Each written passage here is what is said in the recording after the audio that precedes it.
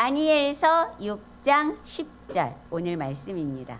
같이 읽어보도록 하겠습니다. 시작! 다니엘이 이 조서에 왕의 도장이 찍힌 것을 알고도 자기 집에 돌아가서는 윗방에 올라가 예루살렘으로 향한 창문을 열고 전에 하던 대로 하루 3번씩 무릎을 꿇고 기도하며 그의 하나님께 감사하였더라. 우리가 너무나 잘 알고 있는 이 기도예요. 항상 다니엘의 평생에 이 하루에 3번씩 무릎 꿇고 기도하는 것을 늘 하였다는 거 여기서 강조를 합니다. 다니엘 6장의 사자굴 사건과 다니엘 9장의 그 다니엘의 기도는 모두 다리오 왕 원년에 일어난 일입니다. 다리오 왕 원년이라는 것은 벨사살 왕이 죽임을 당하고 그 자리에 왕의 자리에 키루스 고레스가 쳐들어와서 그 바벨론 나라를 정복했지만 왕의 자리는 누구에게 줬냐면 자신의 삼촌인 그 다리오에게 주었어요. 그게 메대하고 이제 협상이 이루어진 메대 바사 간의 협상에 의해서 이제 그렇게 됐거든요. 그래서 첫 번째 페르시아 왕은 다리오 왕이에요. 그런데 다리오 왕은 2년 있다가 여기서 죽게 돼요. 그러니까 지금도 이란이라는 나라는 우리의 페르시아의 우리의 아버지 하면 다리오가 아니라 고레스, 키루스 2세다. 우리의 아버지다. 이렇게 얘기하고 있다고 해요. 그런데 다리오 이 원년이 다니엘에게는 되게 중요한 해예요. 벨사살 원년과 벨사살 3년, 그 다음에 다리오 원년 이 3번에 걸쳐서 다니엘이 환상을 보게 되거든요. 그래서 굉장히 다리오 왕이 짧은 시간에 했지만 굉장히 중요한 왕이다라는 거 여러분이 기억을 하셨으면 좋겠어요. 뒤에 가면 다리오 1세가 또 나와요. 그래서 헷갈려요. 여러분 성경에 보면 어떤 부분에서는 아닥사스다 왕이 성전 재건하는 걸 멈춰요. 에스라에 가면 사람들이 아닥사스다 왕 때 막 이렇게 편지를 올려가지고 지금 역모를 꾸미고 있다고, 그러니까 저거 멈춰야 된다고 막 이렇게 하거든요. 그러니까 아닥사스다 왕이 멈춰요. 근데 뒤에 가면 에스라나 느헤미야는 누가 보내요? 아닥사스다 왕이 보내요. 이 왕은 뭐고 저 왕은 뭐야? 여러분 헷갈리죠? 다 달라요. 아닥사스다 왕을 그러니까 고레스 그 2세인 이게 이제 뒷부분에 가서 나오는데 고레스 2세의 아들 캄비세스가 나오거든요. 그걸 그 성전 재건을 멈추게 한 아닥사스다 왕이다. 이렇게 생각하시면 되고요. 그 뒤에 크세르라는 그 왕 뒤에 아들 아르타크세르가 나오는데 느헤미야나 에스라가 등장했었던 그 시기에 아닥사스다 왕은 아르타크세르라는 거예요. 그래서 성경에서 말하는 그 왕의 명칭과 세계사에서 말하는 왕의 명칭이 조금 다르니까 여러분이 좀 잘 들어주셨으면. 저도 이거 다리오가 여기도 나오고 저기도 나오고 뒤에도 또 나오고 막 저도 헷갈려가지고 엄청 많이 이거를 찾아보고 연구하고 책을 막 엄청 많이 읽어보고 막 이랬어요. 그랬더니 그게 딱 구분이 되더라고요. 그래서 뒤에 가서 여러분 다시 잘 이야기할게요. 다리오는 바벨론 점령 당시 바벨론의 총리였던 다니엘을 그대로 페르시아의 총리로 이어지게 해요. 이것은 바벨론 마지막 왕인 벨사살 왕 때 어떻게 해요? 잔치를 벌이고 있을 때 벽에 손가락이 지난주에 메네 데겔 우바르신 하고 썼었잖아요. 그거를 아무도 해석하지 못했는데 다니엘이 해석했단 말이에요. 그래서 다니엘을 어떻게 해요? 벨사살이 셋째 통치자를 삼잖아요. 그리고 그날 저녁 벨사살은 죽어요. 그러면 다니엘은 이제 어떻게 되지? 큰일 났네 이렇게 생각할 수 있는데 이 페르시아라는 나라 고레스나 다리오는요 굉장히 깨어 있었던 사람이었나 봐요. 그 나라에 있었던 이 총리들을 다 다시 기용을 해요. 그래서 그냥 쭉 같이 가자 이런 포용 정책을 쓴 거예요.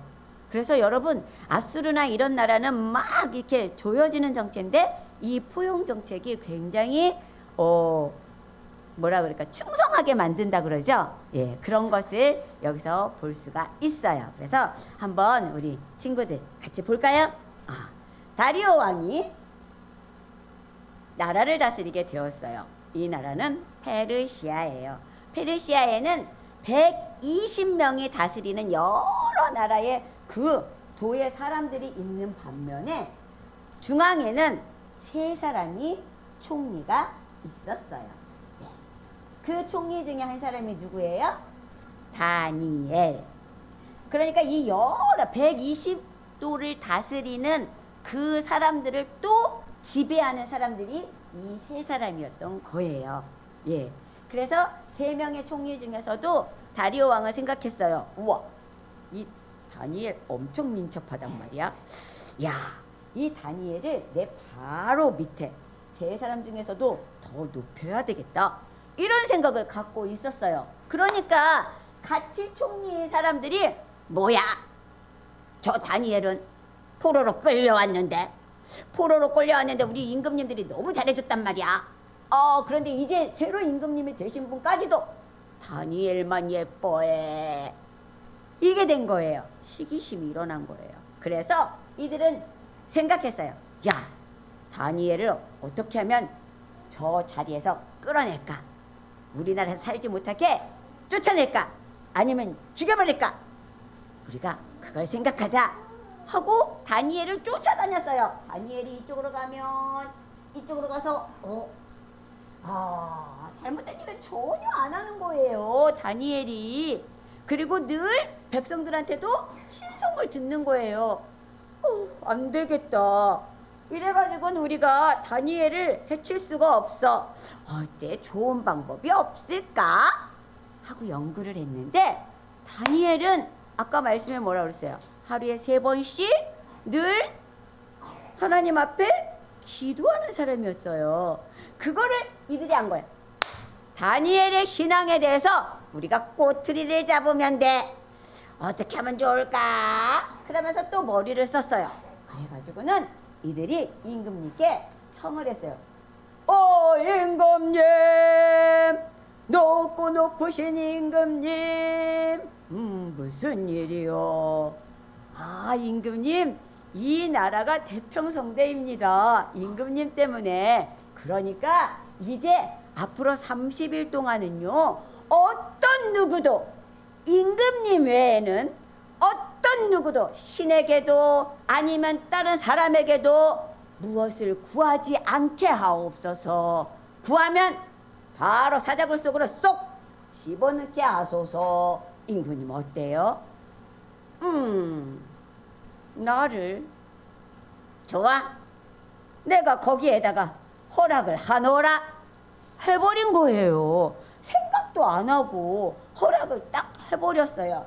와, 이제 신난다. 그러면서 왕이 도장을 꽝 찍었어요.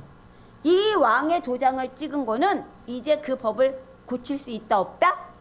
없다. 이건 법이 돼버린 거예요. 고칠 수가 없게 되었어요. 이제 다니엘은요 알고 있었어요. 저들이 나를 잡으려고 그러는구나. 어떡하지? 그렇지만 내가 기도를 안 할 수 없지.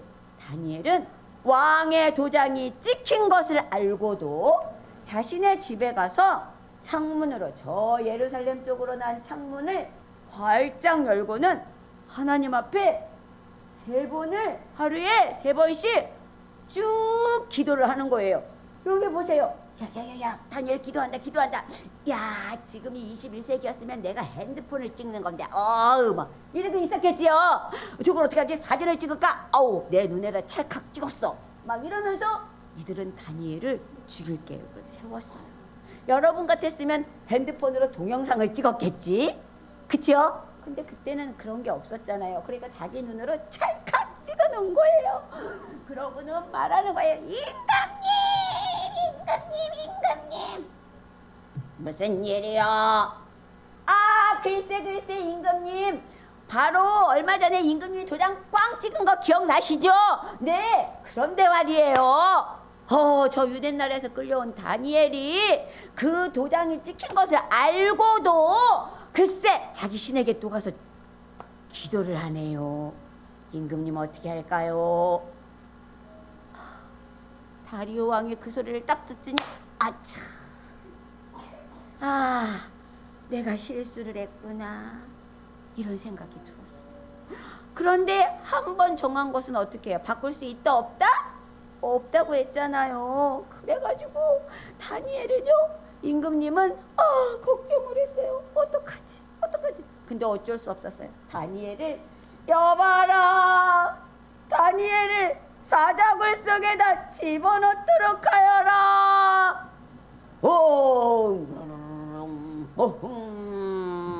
사자들이 막 엄청 많은 곳에 다니엘을 어떻게 했을까요? 쑥 집어넣었어요. 집어넣으면서 임금님이 말했어. 다니엘아, 내가 섬기는 하나님이 너를 도와주실 거야. 그러고는 임금님은 돌아가서, 성경에 뭐라 그랬는지 아세요? 임금님 먹지도 않고 그날 밤 금식했어. 오락도 안 하고, 잠자기 전에 임금님이 막 풍악을 울려라 그러고 막 춤도 추고 재밌게 놀았는데 그런 것도 안 하고, 임금님이 잠도 안 왔어. 어떡하지? 내가 사랑하는 다니엘. 그러고서는 임금님이 어떻게 했을까? 밤을 꼴딱 세웠어요. 그리고는 임금님이 새벽에 막 사자굴 앞에 왔어요. 하나님을 섬기는 다니엘아, 하나님이 너를 지켜주셨느냐? 그러고는 임금님은 벽에다 대고 소리가 들리나 안 들리나 이렇게 했어요. 예, 임금님. 다니엘아, 살았느냐? 예, 임금님. 하나님의 천사가 내려와서 사자의 입을 딱 막아주셔서 제가 이렇게 아무 해도 입지 않았습니다, 임금님. 그래, 어서 다니엘을 끌어내라, 어서. 사자굴에 있던 다니엘을 임금님 앞에 딱 끌어냈어요. 임금님 화가 이만큼 났어요. 왜 났을까? 다니엘이 살아왔는데 지금 화가 왜 났을까? 다니엘을 죽이려고 했던 이 사람들한테 화가 난 거예요. 여봐라, 저들과 저들의 가족까지 모두 잡아서 저 사자굴 속에 집어넣도록 하여라. 아이고, 어떡해, 임금님, 다니엘 살려줘. 그런데 다니엘이 들어갔을 때는 이 사자들이 이렇게 얌전히 있었는데, 글쎄 이 사람들이 들어가니까 어떻게 했다고 그랬어? 성경에 그들이 땅에 닿기도 전에 사자가 얼른 받아서 꽉 깨물었대. 그래서 모두 죽였대. 여러분, 이렇게 하나님께서는요, 다니엘을 높여주셨어요. 그래서 하나님께서 이제 이 왕의 입을 통해서 어떤 일이 일어났는지 한번 말씀 볼까요? 네, 왕이요, 다니엘을 통해서 이렇게 말합니다. 6장 25절 26절 같이 읽어봐요. 시작.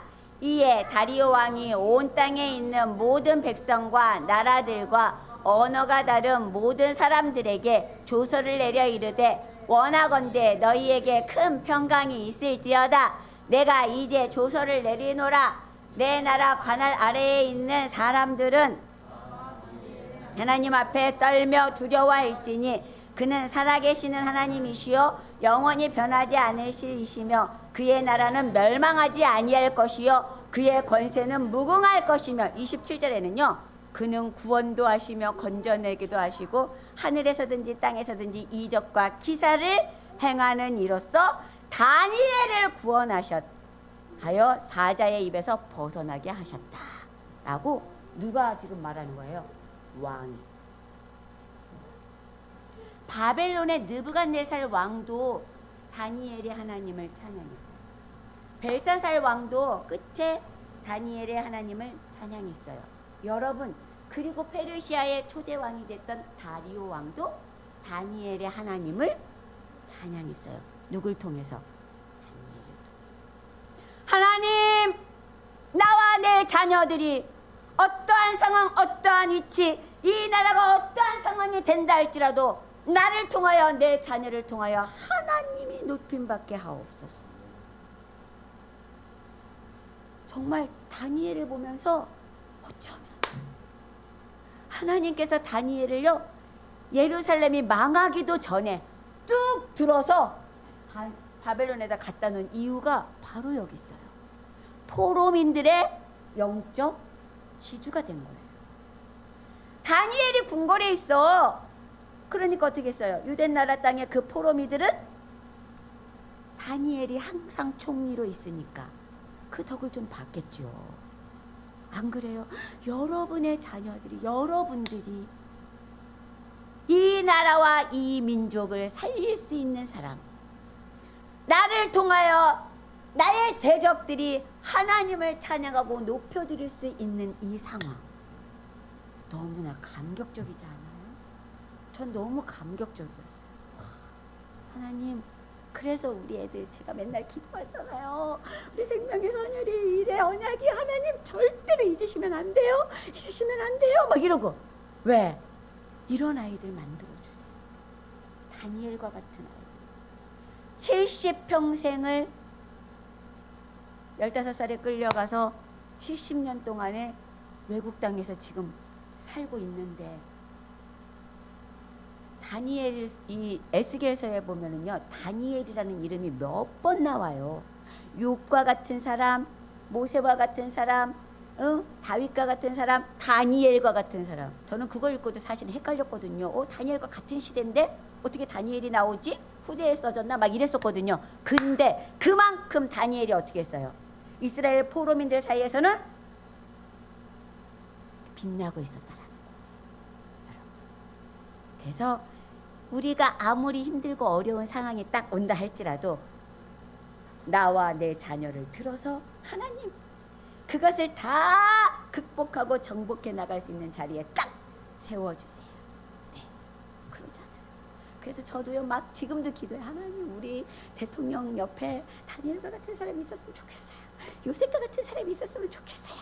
막 이렇게 하잖아요. 앞으로 이어갈 이 나라, 이 민족의 그 대통령들, 우리 아이들이 대통령이 되면 좋겠지만 또 안 되면 그 옆에 이렇게 다니엘과 같은 사람으로 딱 서서 나라와 민족을 지켜내는 사람들.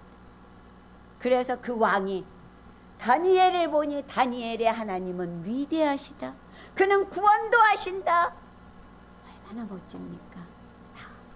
여러분, 그러한 자녀로 기도합시다. 아멘. 네. 다니엘은요, 1장서부터 6장까지는 다니엘에게 일어난 일들을 기록했어요. 그래서 우리는 지금 1장부터 6장까지 다 살펴봤어요. 7장, 8장, 그리고 11장 이렇게는요 3번의 환상이 나와요. 9장하고 10장은 다니엘의 기도와 응답의 이야기를 볼 수 있어요. 세계 역사는요, 제국주의자들의 흥망성쇠라고 말합니다. 결국 세계는 나오잖아요. 인자가 다스릴 영원한 나라를 향해 흘러가고 있는 거예요. 우리나라가 지금 아무리 어려운 상황 앞으로 온다고 해요. 온다고 하는데 하나님께서는 결국은 어떻게 해요? 믿는 자들이 승리한다. 인자가 다스릴 그 상황은 온다. 이거예요. 바벨론의 마지막 왕인 벨사살 왕 첫 해에 벨사살이 왕이 되었을 때 침상에서 다니엘이 본 환상은 뭐냐면 네 짐승의 환상이에요. 네 마리의 짐승. 그것은 네 짐승에 대한 것은 현재 그리고 미래에 나타난 바벨론, 메데와 페르시아, 그 다음에 헬라, 로마 제국을 상징해요. 그리고 심판자이신 하나님께서 보좌에 앉으신 장면, 그 다음에 하나님 나라의 모든 권세와 영광을 상속받는 그리스도에 대한 환상, 이런 것들이 막 쫙 기록이 되어 있어요. 그래서 7장 9절에 보면 어떻게 보면 그의 보좌는 불꽃이요 그의 바퀴는 타오르는 불이며, 여러분 하나님의 영이 딱 뜨면 모두 뜬다고 그랬어요. 천사들과 바퀴가 뜬다고 그랬죠. 네, 에스겔에서에서.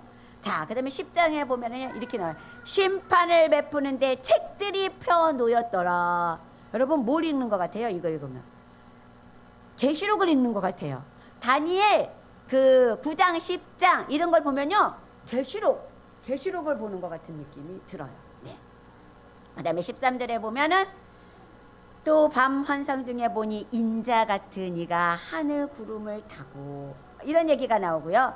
14절에 보면 그의 권세는 소멸되지 아니하는 영원한 권세요 그의 나라는 멸망하지 아니할 것이다. 이런 말씀들이 나옵니다. 첫 해에 벨사살 왕 첫 해에 네 짐승의 환상을 보고요. 2년 후에 벨사살 3년에 순양과 순념소에 대한 환상을 봅니다. 그게 8장에 나와 있어요. 8장에 나와 있는데 이 8장 19절에서 24절까지는 제가 시간이 좀 촉박해도 한번 읽어보는 게 좋을 것 같아요. 자, 8장 19절 시작. 이르되 진노하시는 때가 마친 후에 될 일을 내가 내게 알게 하리니 이 환상은 정한 때 끝에 관한 것임이니라. 20절 내가 본 바 두 뿔 가진 순양은 곧 메대와 바사 왕들이요. 여러분 지금 7장, 8장, 11장을요 같이 보세요. 같이 보셔가지고 아 이거는 지금 여기서 나오잖아요. 순양, 두 뿔, 그건 어디야? 메대와 바사, 페르시아 나라라는 거예요. 네. 그 다음에 21절 시작. 털이 많은 순념소는 곧 헬라 왕이요. 그러니까 페르시아가 헬라한테 망해요. 그의 두 눈 사이에 있는 큰 뿔은 곧 그 첫째 왕이요. 첫째 왕이 누굴까요? 헬라의 첫째 왕이 누구예요? 정복 정쟁 열심히 한 사람. 알렉산더 대왕. 알렉산더 대왕이에요. 지금 여러분 이게 지금 언제 일어날 일이냐면 앞으로 이 예언을 받은 400년 후에 이 일들이 일어나요. 알렉산더가 세계를 제패하고 막 이래요. 이 얘기를 400년 전에 지금 다니엘이 환상으로 받은 거예요. 그게 지금 다니엘서에 기록되어 있는 거예요. 여러분 읽다 보면은 이게 뭔 소리야? 도대체 왜 두 뿔이 나오고 왜 네 짐승이 나오고 뭐가 뭔 소리라는 거야? 막 이렇게 나와요. 남방왕이 나오고 이제 11장에 가면 북방왕이 나오고 막 이래요. 잘 들으세요. 그래서 제가 세 개를 합쳐가지고 여러분에게 지금 설명을 해드려요. 다 같은 환상이에요. 그걸 다니엘이 3번 본 거예요. 그렇게 보여준다는 건 뭐예요? 꼭 그렇게 된다. 이거 꼭 일어날 일이야. 라는 거예요. 네. 자, 그 다음에 22절은 시작. 이 뿔이 꺾이고 그 대신에 네 뿔이 났은즉 그 나라 가운데서 네 나라가 일어나되 그의 권세만 못하리라. 그래서 네 뿔이 나와요. 알렉산더가 죽고 나서 그의 아들들에게 왕위가 계승되는 게 아니에요. 그의 아들들도 다 죽어요. 근데 그러니까 그의 장군들, 알렉산더가 키워낸 장군들 4사람에게 알렉산더가 정복한 그 헬라 나라가 분열이 돼요. 쫙 이렇게. 애굽은 누가? 애굽은 프톨레미가 뭐 어디는 누가? 이런 식으로 다 분열이 된다라는 말입니다. 자, 그 다음에 23절 시작. 이 네 나라 마지막 때에 반역자들이 가득할 즈음에 한 왕이 일어나리니 그 얼굴은 뻔뻔하며 속임수에 능하며 24절 그 권세가 강할 것이나 자기의 힘으로 말미암은 것이 아니며 그가 장차 놀랍게 파괴 행위를 하고 자의로 행하여 형통하며 강한 자들과 거룩한 백성을 멸하리라. 네, 여기에서 이 뻔뻔한 자가 누구냐 하면 안티오코스 에피파네스입니다. 에피파네스라는 말은 미친 자라는 뜻이에요. 그러니까 이 사람이 약간 정신병자처럼 미친 것처럼 상대의 적국들을 엄청 괴롭혀요. 네. 엄청 그런 상황이 됩니다. 이렇게 하나님께서는요 24절의 말씀처럼 커다란 파괴력을 가지고 어디를 유대인들 예루살렘을 다시 친다는 거예요. 그래서 그들에게 분노를 쏟아내는 공포 정치를 한다는 거예요. 누가? 안티오쿠스 3세도 마찬가지고 안티오쿠스 4세. 아까 에피파네스는 안티오쿠스 4세입니다. 예. 이들이 이스라엘 백성에게 어떻게 행할 것인지는 11장에서 다니엘이 더욱 자세하게 환상을 봅니다. 11장은 그래서 7장과 8장의 환상을 구체적으로 말하는 것이라고 말하고 있어요. 바사의 여러 왕들이 11장 1절에 보면 나와요. 바사의 여러 왕들이 여러분 뭘까요? 일단은 다리오 빼고, 다리오는요 초대 왕으로 들어가지도 않아요. 페르시아 초대 왕 그러면 키루스 2세 이렇게 들어가요. 2년만 하고 2년 후에는 키루스가 이렇게 다스리게 되니까 그래서 고레스 왕이거든요. 그의 아들 뒤를 이은 캄비세스 2세. 이게 성전 재건을 멈추게 한 아닥사스다 왕. 이렇게 얘기해요. 세계사에서는. 그 다음에 그 뒤를 이은 다리우스 1세. 이게 다리오 왕. 이렇게 얘기를 하죠. 그 다음에 그 뒤를 이은 크세르. 여러분 아하수에로 왕은 어디 있어? 라고 얘기할 수 있어요. 에스겔. 그게 바로 크세르예요. 크세르는 세계사적으로요 굉장히 난폭한 왕으로 표현이 되어 있어요. 근데 이 사람은 어마어마하게 다스려요. 그래서 에스더에 딱 보면 그러잖아요. 전국 120도에 행하는 모든 사람들을 불러다가 잔치하잖아요. 수산성에서. 그게 크세르크세르예요. 아하수에로 왕. 그 다음에 다시 느헤미야를 보내고 에스라를 보내서 성전을 재건하게 하고 성벽을 재건하게 하고 하는 왕은 누구냐면 아르타크세르크세르, 아다삭스다 왕이에요. 이분이 성경에 나오는 아다삭스다 왕은 아르타크세르크세르. 근데 이렇게 전설에 의하면 이런 얘기도 있더라고요. 아르타크세르크세르가 왜 유독 예루살렘 백성들을 지원했을까? 느헤미야도 보내고 에스더도 보내고 왜 그렇게 할 수 있었을까? 그것은 에스더를 보니까 아르타크세르크세르의 엄마가 누구다? 에스더일 것이다. 왜냐하면 크세르크세르의 부인이 에스더잖아요. 아하수에로 왕. 그죠? 그러니까 여러분 이 성경을 볼 때 막 앞에 왔다가 뒤에 왔다가 이 왕은 왜 아다삭스다 왕이 이렇게 성전을 멈췄다가 또 뒤에 가서는 성전을 다시 또 재건을 하게 만들어? 같은 왕 아니야? 뭐 이상해? 막 이런데 같은 왕 아니에요. 다른 왕이에요. 그런 경우가 많이 있더라고요. 그래서 여러분 그거 그냥 아하수에로 왕은 세계사적으로 크세르크세르고 아다사스다 왕은 아르타크세르. 아하수에로 왕의 아들이 아르타크세르크세르다. 이렇게 아시면 돼요. 자, 넷째 왕 아하수에르 크세르크세르 왕은 바사 제국을 경제적으로 크게 번영했을 뿐만 아니라 그 부를 바탕으로 세계 최강의 군대를 조직하여 헬라와 싸웁니다. 그래서 여러분 마라톤 이야기 나오잖아요. 그게 이 크세르크세르 왕하고 그리스하고 싸운 그 이야기에서 나온 이야기라고 합니다. 자. 그러나 후에 알렉산더 대왕에 의해 바사는 망하게 되고 예루살렘도 점령됩니다. 하지만 헬라 제국 역시 알렉산더 대왕이 갑작스럽게 죽은 후에 제국은 네 장군들에 의해서 나누어집니다. 여기 나오네요. 마게도냐는 카산더, 그 다음에 드라게와 소아시아는 리시마쿠스, 수리아는 셀루커스, 이집트는 프톨레미. 이렇게 다스립니다. 여기서 여러분 다른 사람은 기억하지 않아도 돼요. 수리아의 셀루커스, 이집트의 프톨레미를 기억하셔야 돼요. 왜? 북방왕은 수리아의 셀루커스예요. 11장에 나오는 북방왕 남방왕 싸움.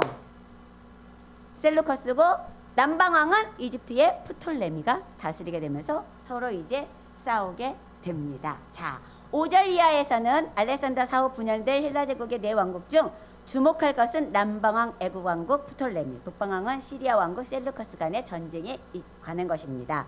자, 알렉산더 장군 중 가장 유능한 사람은 누구냐면 프톨레미였어요. 그가 이집트를 다 차지해요. 여러분 프톨레미 하면은 뭐를 기억하시면 70인경 성경. 프톨레미가 라피드를 알렉산드리아 시아에서 모아놓고 70인경 성경을 번역해. 그래가지고 만든 게 70인경 성경이에요. 예, 프톨레미가 한 거예요. 네. 셀루코스 황제 안티오쿠스 3세는 아까 되게 얘기했죠? 안티오쿠스 3세는요 굉장히 난폭한 왕이에요. 근데 그의 딸을 여러분 11장에 보면 나와요. 11장 17절에 보면 이 북방왕의 딸을 남방왕에게 결혼시키는 게 나오는데 애굽의 통치자와 결혼시킴으로써 애굽 왕국 전체를 자기 통제 아래 두고자 합니다. 그 딸이 누군지 아십니까? 클레오파트라 1세. 1세예요. 여러분이 아는 뭐 줄리어스 시저, 그다음 아우구스투스 이런 사람들하고 연문 뿌리고 있었던 클레오파트라는 이의 후손이에요. 몇 세냐면 클레오파트라 7세. 근데 여기는 지금 남방왕과 북방왕이 결혼 동맹을 맺는데 거기에 등장하는 여자가 누구냐면 클레오파트라 1세. 그러니까 굉장히 뒤에 후의 일이에요. 로마 제국의 일은 7세까지 가니까 이해 가시죠? 예. 자, 이렇게 두 사람의 후손입니다. 클레오파트라 7세는. 자, 이때부터 안티오쿠스 3세는요 유대 땅을 빼앗아 다스리기 시작합니다. 아까 나오지요. 멸망에 가증한 것을 서게 한다. 그 다음에 뭐예요? 엄청나게 그들을 핍박하고 공포 정치를 한다. 이게 안티오쿠스 3세. 그 다음에 이어지는 안티오쿠스 4세까지 이어지는 거예요.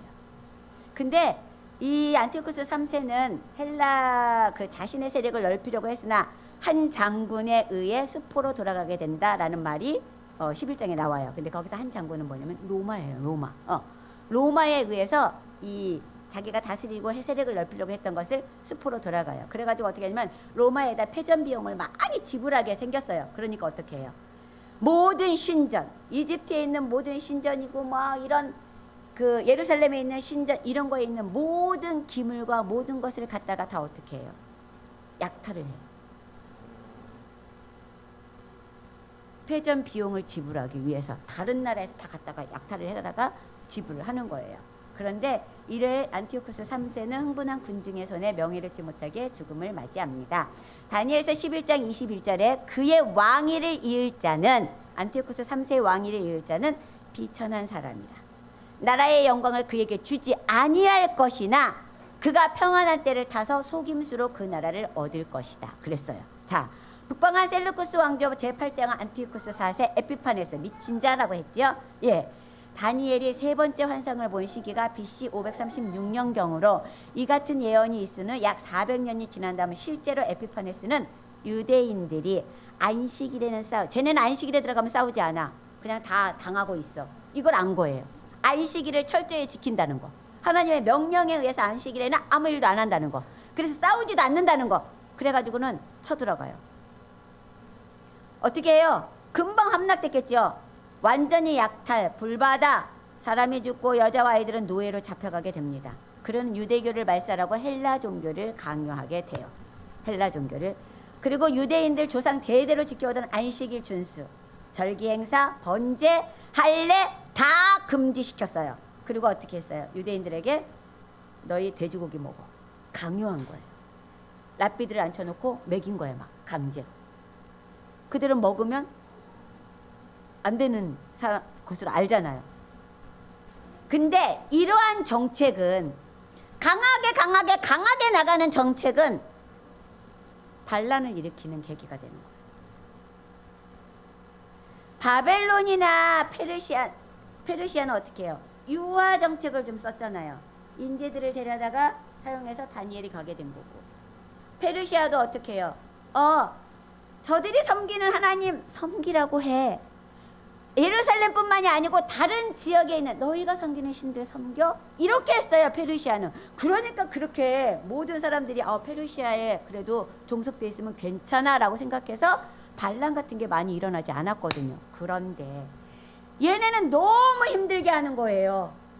완전히 무력으로 막 다. 그러니까 어떻게 해요? 극도로 이 유대인들이 자극이 된 거예요. 그래서 어떻게 뭐로 일어나냐면 마카비 혁명이 일어납니다. 유대 독립전쟁의 도화선에 불을 붙인 거예요. 다니엘서에는 마카비 혁명이 없어요. 그런데 마카비 혁명은 BC 167년에 성공하여 유대인들은 그 땅에서 헬라인들을 몰아내고 100년 이상 독립국가를 유지합니다. 그 왕조가 무슨 왕조냐면 여러분 들어보셨을 거야. 하스몬 왕조. 로마에게 망하기 전의 왕조가 하스몬 왕조예요. 164년부터 BC 63년까지. BC 63년에 로마 장군 폼페이가 예루살렘을 점령하여 다시 로마의 식민지로 전락하지만 164년부터 63년까지 100년 동안은 유대인들이 독립을 지키고 있었다라는 겁니다. 다니엘서에 기록된 이 같은 예언들은 남김없이 성취됩니다. 여러분, 성경의 예언은 꼭 성취된다. 다니엘서를 보면 알 수 있어요. 그게 어떤 사람들은 아니야, 먼 후에 일어날 우리의 미래에 일어날 종말이야 이렇게 얘기하는 사람도 있는데 우리의 미래에 일어날 종말은 요한 계시록에 기록되어 있잖아요. 지금 여기는 뭐예요? 다니엘이 계시를 받고 400년 후에 이 400년 후가 뭔지 아십니까 여러분? 예수님이 오시기 전 400년 암흑기예요. 암흑기의 이 이야기를 지금 다니엘에게 다 하나님께서 보여주시는 거예요.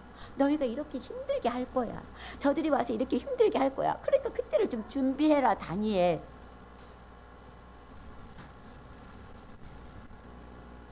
다니엘은요 이런 환상을 딱 받고요 다시 한번 뜻을 정합니다. 이렇게 다니엘이 여러 왕조가 바뀌는 시대의 중앙에서도 담대하게 승리할 수 있었던 것은요 예레미야의 편지를 통해 70년의 기한을 알았기 때문이에요. 예레미야가 포로민들에게 편지를 써서 너희 거기서 살아 70년 동안에는 그렇게 해야 돼 라는 것을 다니엘이 본 거예요. 다니엘 9장 2절 읽겠습니다.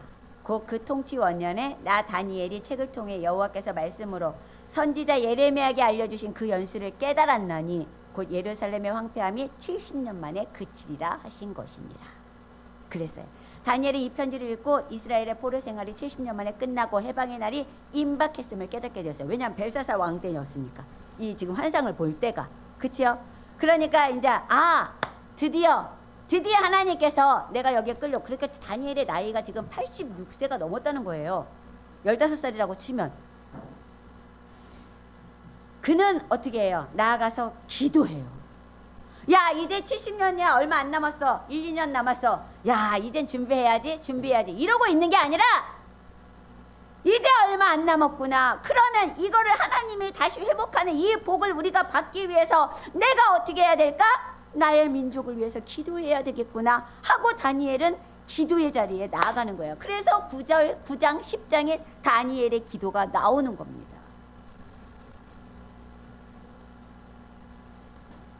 이 예언이 실현되어 기한이 이루어지기 위해서는 회개가 먼저 이루어져야 함을 다니엘은 알았어요. 그래서 다니엘은 자기와 자기 백성들의 죄를 자복하는 기도를 하였고 하나님의 긍휼을 구하는 기도를 하였습니다. 다니엘의 기도를 보면 10장 2절에 그때 나 다니엘이 세일의 동안을 슬퍼하며 세일에가 차기까지 좋은 떡을 먹지 아니하며 고기와 포도주를 입에 대지 아니하며 또 기름을 바지 아니하니라. 여기에서 다니엘의 21일 다니엘 금식 기도가 나온 거 아닙니까? 근데 하나님께서 어떻게 했어요? 이 다니엘의 기도의 응답을 바로 해주셨거든요. 10장에 보면 바로 내가 다니엘아, 천사가 와서 그래, 다니엘아, 하나님께서 너의 기도를 바로 응답해서 내가 왔는데 오다가 바사 왕에게 내가 막혔어. 그래가지고 거기에 하나님의 천사 미가엘이 와서 나를 도와주지 않았다면 나 여기 올 수 없었을 거야. 이렇게 해가지고 응답받는 게 다니엘의 21일 응답이지 않아요. 다니엘은 왜 3주간 동안이나 슬픔에 잠겨 기도했을까요? 다니엘은 유대인이 포로 생활에서 해방되어 예루살렘으로 귀향할 수 있도록 70년이란 오랜 세월을 기도했어요. 그리고 마침내 고레스 대왕에 의해서 그 기도가 이루어졌어요. 그런데요, 다니엘이 이렇게 막 통곡을 하면서 기도할 수밖에 없었던 이유가 있어요. 자, 이제 다 돌아가. 이스라엘 백성들아, 다 예루살렘으로 돌아가. 성전도 건축해. 너희가 건축할 성전에 내가 돈을 대줄게 할 정도로 고레스 왕은 굉장히 호의적이었거든요. 근데요, 너무나 작은 인원이 돌아간 거예요. 다니엘의 생각에는 야, 이제 다 돌아가. 내가 여기서 이제 이 궁전에서 너희들을 편에 서서 위해 줄 수 있는 시간도 얼마 남지 않았어. 왜? 이제 90을 바라보는 나이잖아요. 나 안 왔어. 그러니까 너희 이제 예루살렘 기회가 됐을 때 다 돌아가. 이걸 원했는데 안 돌아가는 거야. 일부만 돌아가는 거야. 왜 그랬을까요? 그들 대부분은 유대인들은 바벨론에서 태어났고 바벨론에서 안정된 기반을 잡고 있었고요. 돌아갈 마음이 없는 거예요. 고국에 돌아가면 거기는 황폐해. 아무것도 없어. 우리가 가서 힘들게 성전 일해야 돼. 우리 여기 우리의 이 포도원이 너무 좋아. 우리가 일궈놓은 이 집이 너무 괜찮아. 여기 떠나고 싶지 않아. 이거예요. 이거를 보니까 다니엘이 우리나라 말로 뭐예요? 폭폭해 죽겠는 거예요. 폭폭해 죽겠는 거. 다니엘도 어쩌면 돌아가고 싶었을 거예요. 근데 다니엘은 돌아갔다는 말이 없어요. 90이 다 된 노부가 어떻게 그 먼 길을 갈 수 있을 거며, 그 다음에 다니엘은 아직도 남아있는 저 포로민들, 저들이 여기서 잘 살고 있지만 정신적인 지주는 누구였어? 지금 다니엘이었잖아요.